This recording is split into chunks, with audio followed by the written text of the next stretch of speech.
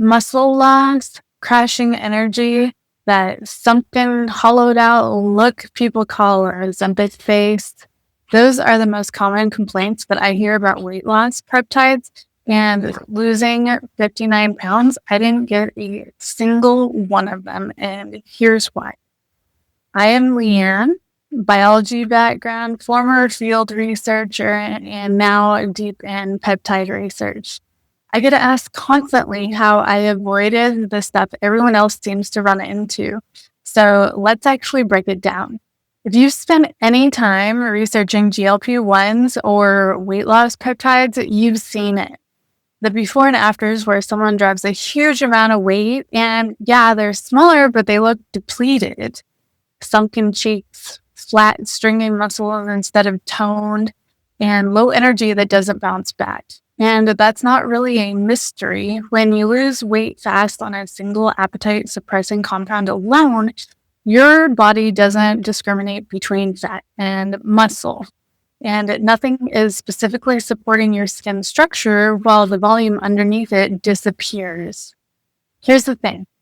I never treated this as a one compound approach. It wasn't just about suppressing appetite and letting the scale move. My protocol was much broader than that, cycled appropriately rather than run continuously, and paired with real lifestyle work. Consistent weightlifting to preserve muscle, yoga and Pilates for mobility and core strength, and eating whole foods instead of just cutting calories however I could. The weight loss compound did its job, but it was never doing that job alone. It's not a one thing. It's the combination that actually protects you from the downsides everyone's worried about. If this kind of breakdown is useful, subscribe to my channel. I go deep on the actual research behind these protocols and not just the hype. Now, let's talk about the Ozempic face specifically, because that's a skin and collagen issue, not just a fat loss issue. When you lose volume fast, your skin needs support to keep up collagen production, tissue elasticity, and that kind of structural resilience doesn't happen automatically just because the fat is gone. This is actually where a peptide serum became part of my approach, specifically one built around GHKCU, a copper peptide study for supporting collagen production and tissue remodeling.